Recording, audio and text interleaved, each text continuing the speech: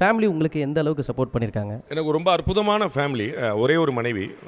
Plus வந்து என்ன sir உங்களுடைய வருத்தமாக தெரிவிக்கிற மாதிரி இருக்காது.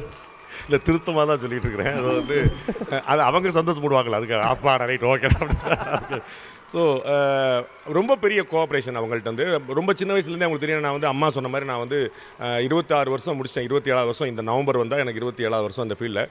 ஸோ 2000 தான் நான் மேரேஜ் முடிக்கிறேன். ஸோ நான் மேரேஜுக்கு முன்னாடியே நான் அப்படி தான் இருக்கிறேன். So when she was she come to know me, அப்போலேருந்தே இப்படி தான் இருக்கிறேன். அதனால் அவங்களுக்கு தெரியும். அது தெரிஞ்சு விட்டாங்க இது வந்து நமக்கானது இல்லை அப்படின்னு. அவங்களுடைய தாத்தா வந்து என்னுடைய ராசி நட்சத்திரம் தான். அவங்க சொல்லியிருக்காங்க அப்பயே, இது வந்து நாட்டுக்கு பிரயோஜனப்படும், வீட்டுக்கு பிரயோஜனப்படாதுன்னு சொல்லியிருக்காங்க. அப்படி தெரிஞ்சு தான் பண்ணியிருக்காங்க. குழந்தைங்கள் வந்து ரொம்ப லவ்லி சில்ட்ரன். அவங்க வந்து ரொம்ப ஜாலியாக இருப்பாங்க. நான் வந்து ரொம்ப கம்மியான டைம் அவங்களோட ஸ்பெண்ட் பண்ணாலும் ரொம்ப குவாலிட்டியான டைம் ஸ்பெண்ட் பண்ணுவேன்.